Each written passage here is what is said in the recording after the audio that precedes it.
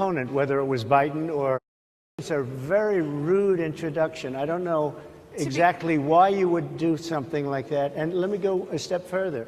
I was invited here, and I was told my opponent, whether it was Biden or Kamala, I was told my opponent was going to be here. It turned out my opponent isn't here. You invited me under false pretense. And then you said, you can't do it with Zoom. Well, where's Zoom? She's going to do it with Zoom, and she's not coming. And then you were half an hour late. Just so we understand, I have too much respect for you to be late.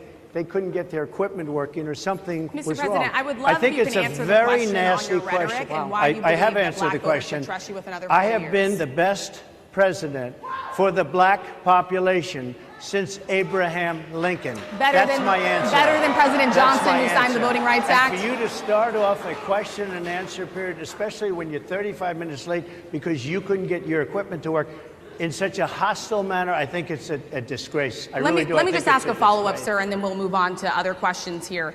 Some of your own supporters, including Republicans on Capitol Hill, have labeled Vice President Kamala Harris, who is the first black and Asian American woman to serve as vice president and be on a major party ticket, as a DEI hire.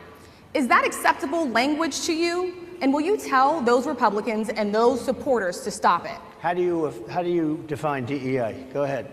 How do you define diversity, equity, inclusion? Okay, yeah, go ahead. Is that what your definition? That is give me a literally definition the words then. Would you give me a definition DEI. of that? Give me a definition. Sir, I'm asking you a question, a very direct question. Define it for me, if you would. I just defined it, sir. Do you believe that Vice President Kamala Harris is only on the ticket because she is a black woman? Well, I can say no. I think it's maybe a little bit different. So, I've known her a long time indirectly.